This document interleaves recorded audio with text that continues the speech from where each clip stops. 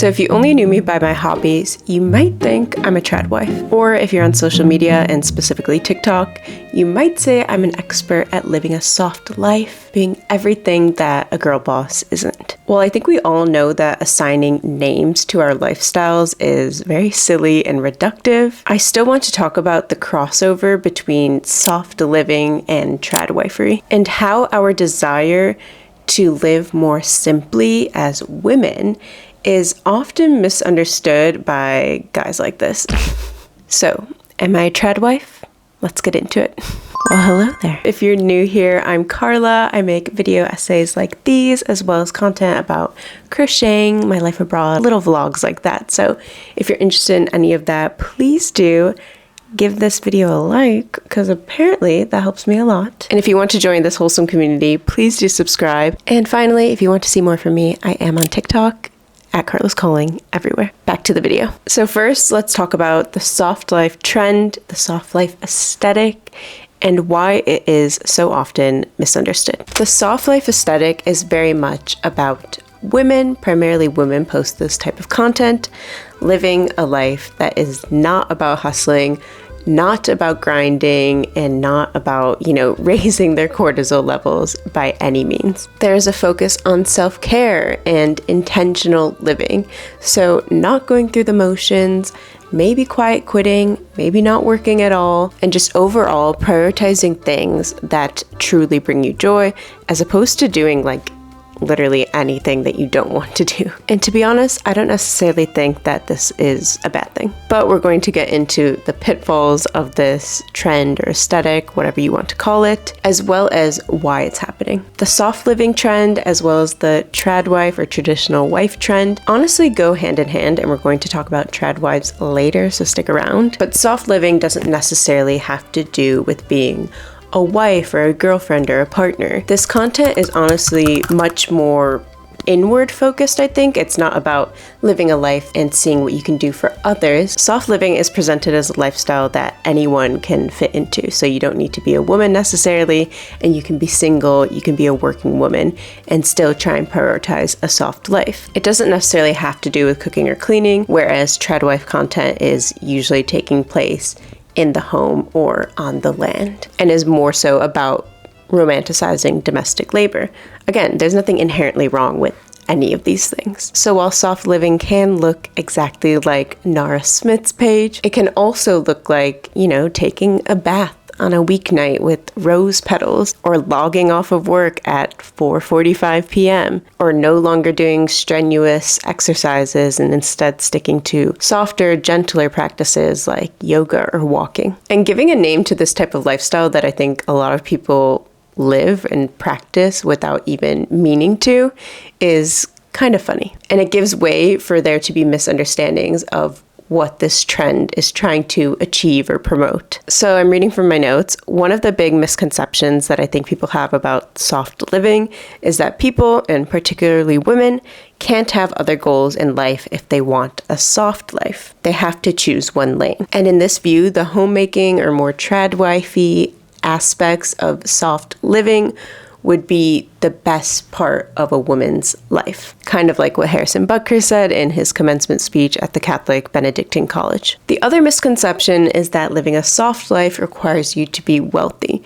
And in some ways it does, so I don't necessarily think that is a complete misunderstanding. But I think the misunderstanding here is that you require products or an excess of goods to live a soft life. And we do see this, with soft living girlies promoting the most ridiculous products from Amazon that no one actually needs, that probably don't improve the convenience in your life by any significant amount. But I think the roots of soft living are using what you have, lowering your stress, and are more about an emotional state and your daily lifestyle, as opposed to the things you own that can make your lifestyle easier. However, I do say that I don't think it's a complete misunderstanding, because if you want to have the soft living aesthetic, you need time, you need a job that's not strenuous, and all of these things cost money and have privileges attached to them. And that kind of brings me into the appeal of soft living for women, which I think has really come from this rejection of hustle culture. Also, if you got this far into the video, comment your favorite relaxing emojis. I'll put mine here, and then I'll know who the real ones are. This article from the Washington Post put it really well, saying, yes, we are allowed to have successful careers, but nobody had decreased the amount of laundry or errands that still needed to be run. Nobody had added any more hours onto the clock. They also referred to these findings in the Social Indicators Research Journal that found that regardless of how the question is asked or what measure is used, women say they are more anxious, more depressed, more tired, and more pessimistic than men. At the same time, though, women are also more likely to say they are happy and satisfied with their lives. And if you're a woman, this might make you laugh because I feel like this is pretty accurate in terms of how a lot of women view their lives or their emotional states, being grateful, but also recognizing their negative feelings. And this phenomenon is called the female happiness paradox, and researchers haven't been able to explain it. However, the Washington Post does acknowledge the fact that, yes, the female happiness paradox is a real thing that researchers have looked into, but we do know that men are more likely to unalive themselves, and the reason why they're less likely to have anxiety and depression might simply be because they're less likely to report it. So I think this sort of direct man-woman comparison is flawed, as it oftentimes is. However, the female happiness paradox does exist, and I think that's kind of a separate thing. It doesn't necessarily need to be talked about in comparison to men. And this has changed over time. Women, young women, Gen Z in general has reported feelings of depression and anxiety more than their ancestors have. And the Washington Post accredits this to the elusiveness of rest for everyone in the modern era, and the resigned idea that the only way to move forward is by moving backwards, aka romanticizing the past, like we see in many a film or in many of our own lives, or romanticizing modern lifestyles that align more closely with previous moments in time. So basically, people are attracted to the soft living trend, the soft life aesthetic, because we are in late stage capitalism, we are tired of grinding, and we want to live more simply. But this has also led us to the tradwife trend, where, as the founder of a Toronto-based influencer agency put it, the women give off the idea of, I'm being taken care of, I stay home, I do domestic duties, I'm pretty and polished, and my voice is calm. So videos tagged tradwife have been viewed over 300 million times on TikTok, and there are about 73,000 of these posts on Instagram. If somehow you've managed to not see any tradwife content on your feed so far, look up Nara Smith and Hannah Nealman of Ballerina Farm. And Hannah Nealman is married to the heir of JetBlue, which I think is so random, but whatever. I don't think there's anything wrong with making food from scratch. I make a lot of food from scratch, but not like Cheez-Its or goldfish or milk, but if you have time to do that, I think that's freaking amazing. So sometimes when the criticism goes as far as, wow, that's dumb, just buy it at the store, to me that's not valid because whatever, I don't really care what people cook. But some of these videos that people make teasing tradwives for, making goldfish from scratch are pretty funny. But I think the desire to live this kind of lifestyle very much comes from the same desire people have to live a soft life. There was a controversial article that was called Making the Case for Marrying an Older Man. And in this article from the Washington Post that I've cited a few times now, they basically did a review of this op-ed. And it was written by a Harvard grad who kind of made the intellectual decision to find an older rich man to take care of her. And this is someone who clearly, at least, in the eyes of big educational institutions, is highly intelligent. And she got a lot of backlash for writing this, of people saying it was anti-feminist or that she's a gold digger. And the way she put it is that she wanted a mentor. She wanted someone who could show her the way to be. And she writes about how it was like entering a new world, finding this rich French man who was 10 years her senior, him 30, her 20 at the time. He was introducing her to a new world of luxury, saying, this is where we vacation, this is where we dine, these are the brands we wear, this is the second language that we will speak. And as the Washington Post puts it, this person would fulfill a promise that feminism had allegedly failed to deliver. And the Cut article wrote, I'd grown bored of discussions of fair and unfair, equal or unequal, and preferred instead to consider a thing called ease. And this is really interesting because she's not saying to herself, I'm not worthy of having a career, or I'm not worthy of marrying someone purely for love. Instead, she's saying, I don't want to. I do not want to have a career.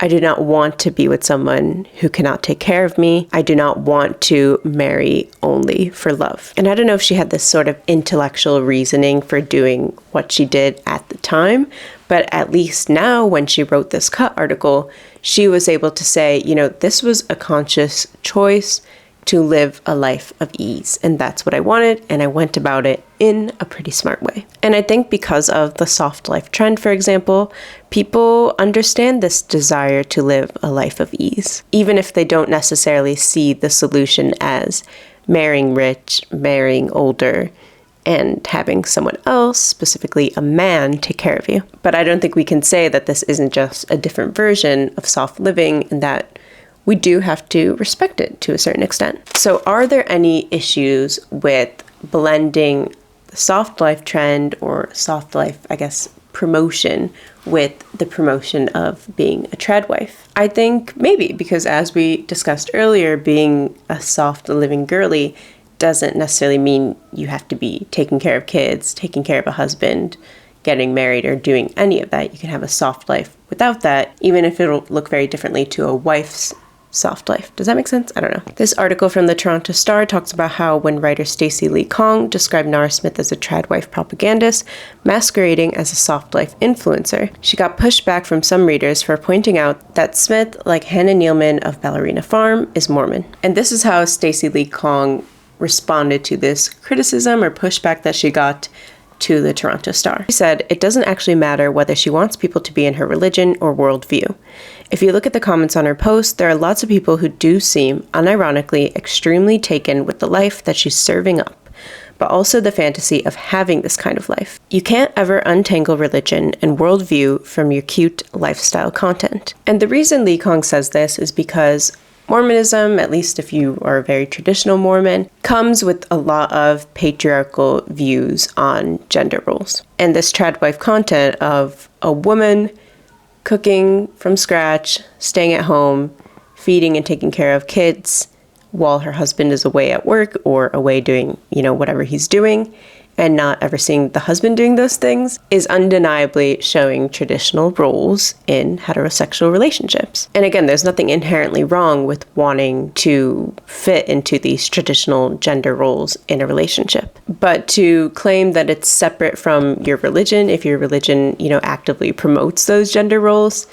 is, it doesn't make sense. But I get why people get touchy if someone mentions the religion of a person in a criticism of their content. However, I do pretty much agree with Lee Kong that you can't untangle religion with the content in this specific scenario. And tradwife content, if you remember, back in the day, and by back in the day, I mean 6-7 years ago, was sort of a more underground thing, and it was oftentimes about very right-wing, xenophobic, potentially queerphobic women who wanted to be stay-at-home moms. It honestly used to have a very sinister, negative connotation attached to it, which I think you do have to acknowledge to a certain extent if you're going to make this content, but you don't necessarily agree or believe that everyone needs to be doing what you're doing, or else they're wrong. Do you know what I mean? Lee Kong also acknowledges this history, saying, while the original meaning of the word was a deliberate attempt to indoctrinate people into a white supremacist worldview, now that might not be anyone's stated purpose. It just also happens alongside the buy my shit. And this gets us into, the capital gain of it all. I have no problem with content creators making money from creating content because it's a lot of work and a lot of time and a lot of effort. However, like I mentioned earlier, soft living girlies promoting random Amazon products that no one actually needs is, not great. And it also almost feels like it's at odds with the soft living trend. And Sarah Kunar, who's the influencer agency founder that I quoted earlier, said, if you're putting a phone on a tripod and shooting content in your kitchen every day, you've got a business plan and trajectory in mind. It could be a book or a show they want to have or a product line they want to launch. Again, there is nothing wrong with this. I think, there's something wrong with it when you're promoting unnecessary products or if you're exploiting people, of course. But yeah, people do need to get paid. So I looked on the Ballerina Farm website, and the cheapest item is salt for $9. And the most expensive item is their beef subscription box, $250. Again, nothing inherently wrong with this. Maybe it is worth $250 for a box of beef. I honestly don't know anything about Hannah Nealman or Ballerina Farm beyond the research I've done for this video. I had never seen her content before, actually. So I'm not saying anything about her and her intentions, but, I understand this criticism of people just promoting these different soft living lifestyles, tradwife lifestyles, to make a profit, because it can be exploitative. I don't know if it is in this case, but it is something to be aware of. But, media literacy. Don't let them get to you if you don't actually need to buy their shit. Another criticism of these lifestyles is people being, too sensitive or avoidant to the struggles of life that everyone faces. This is from an article in Yahoo Australia. As a licensed psychologist who works with Gen Z women, I see the decline in young women's mental health connected to the very gendered fantasy being sold around a soft girl's lifestyle, that life should be pretty and easy. The bill of goods endorsed by these ultra-traditional lifestyles and by the influencers of them is that life feels better if we are provided for and we can simply focus on what makes us happy. It seems like an easier pill to swallow than life is hard and let's practice dealing with it. And I see what she means. I think any extreme can't be good for you, right? So if you're saying, I want to live a soft life because I don't want to deal with any of my problems and I'm not going to deal with any of my problems, then that's probably not a good thing, because you're still going to have those problems and you're not going to know how to deal with them when, I don't know, the money runs out or you run out of your favorite bubble bath or something. However, I do think it is empowering, or it can be empowering, to want to live a soft life. And I don't think it automatically means that you don't want to face your problems, which I felt like this seemed a little bit judgmental when I was reading it, but I don't know, maybe I was just projecting. And she did acknowledge this, saying, culturally, young women are aware that the old ideas of achieving financial stability through hard work are no longer applicable. This is scary to face. So she does acknowledge that, these women's fears are valid. But I think she's not necessarily keen on them dealing with it by reverting back to traditional gender roles. And Lee Kong, while she also seemed very anti-soft living, anti-tradwife in the quotes I cited earlier, also acknowledges that this isn't all automatically a bad thing. People aren't necessarily trying to be anti-feminist. They're not saying, I would like to subvert my personhood. Instead, they might be saying, I would like a life that feels meaningful, and I'm not finding that meaning in work or the rat race. Also, I would like a life that seems nice, and here's a fantasy that is both existential and practical. All right, it started getting a little dark there, so we're inching closer and closer to the window, but yeah, I'm not doing my normal lighting setup today. I'm being a little cheeky and using just a lamp. But I don't know. It's kind of a vibe. Anyways, I feel like this all brings us to the final question, which is, am I a tradwife? No, I'm not. I'm not a tradwife. Sorry to disappoint you. I might take part in some tradwife activities like baking. I feel like we all had a baking phase, in middle school or high school, or, cooking. I do have to eat, and therefore I do cook, but I feel like where my tradwifery really shines through is in my crochet and sewing. And this is something, I didn't grow up sewing or crocheting. My mom was never super into any of that.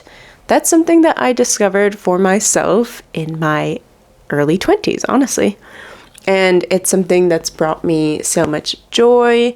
I love being creative with it, designing my own, garments or crochet-like items. But yeah, so I do have some tradwife qualities, and I'm not afraid to admit it. I actually have a video essay. Actually, I think this might have been my first video ever on your crochet isn't feminist and that's okay. And I basically talked about how crochet can be subverted and reclaimed along with other crafts to be extremely feminist, to be a form of activism, to be a form of protest. I spent so much time on it because it was my first video and I was scared.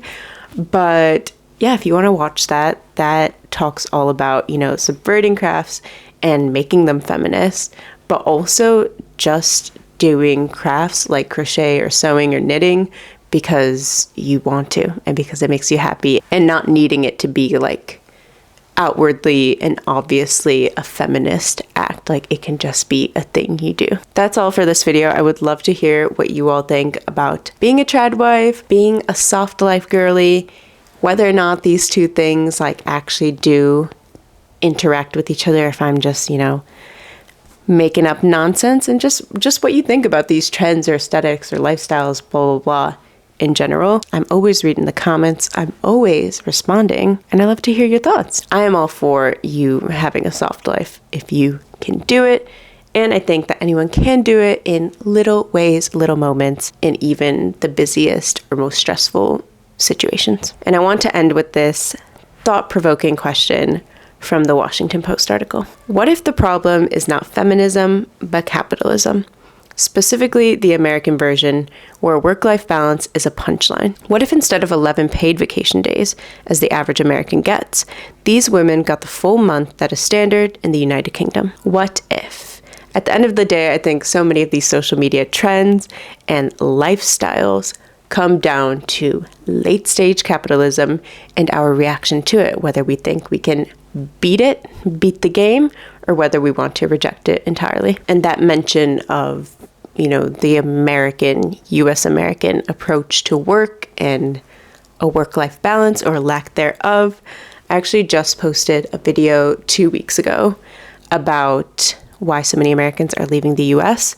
I'm an American who lives in the UK, actually, if I haven't mentioned it before. So if you're interested in hearing my thoughts on that, then you know where to go. But anyways, this was so lovely to do another video essay. It's been a minute because I was on holiday and lots of my past videos were scheduled, but now I'm back in real time hanging out with you. Next week, we'll definitely be doing a vloggy style thing, maybe some crochet updates, some trad wife updates. All right, thank you so much for being here. I hope to see you next time, and have a lovely rest of your day. Bye.